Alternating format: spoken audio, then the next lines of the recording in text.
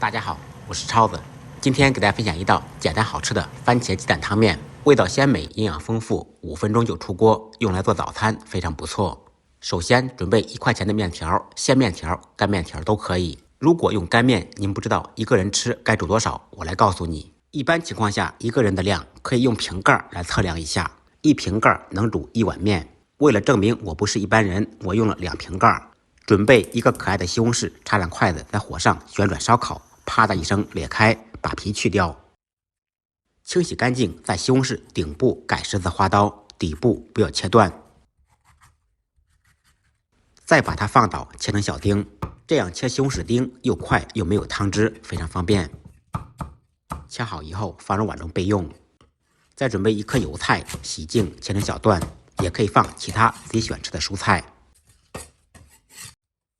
调煎好的同学放2根香肠，切成小圈，放香肠孩子也爱吃。2-3粒大蒜，趁其不备拍匀剁碎。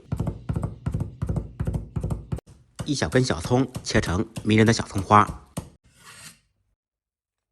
碗中单手打入2个鸡蛋，放入1点胡椒粉，用筷子彻底搅散。材料全部备好，接下来开始制作。起锅，锅烧热，放上少许油。油热以后，放入打好的鸡蛋，用勺子轻轻地推，使蛋液快速凝固。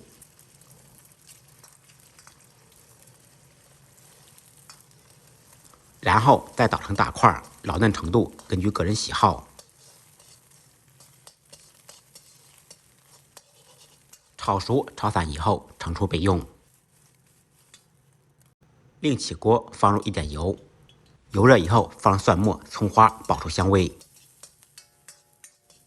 小料炒香，放入切好的西红柿丁，开大火把西红柿炒出汤汁。可以先放入1点盐，这样西红柿更容易出水。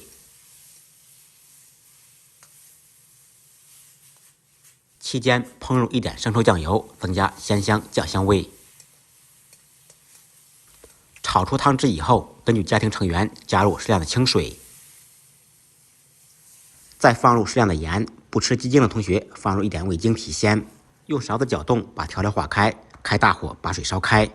水开以后，再放入准备好的面条，放进去以后用勺子搅动，防止粘底粘连。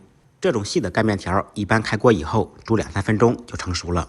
为了面条煮出来爽滑筋道，开锅以后加入清水。俗话说3开饺子2开面，反反复复加入3次清水，面条就成熟了。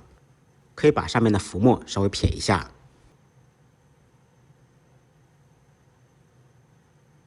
最后放入炒好的鸡蛋，准备好的蔬菜，切好的火腿肠。再次开锅以后，把青菜煮至断生，就可以出锅了。一道鲜香味美、营养丰富的番茄鸡蛋汤面就做好了。家里面只有西红柿、面条和鸡蛋的，可以试着做一下。吃完面再喝汤，浑身都舒服。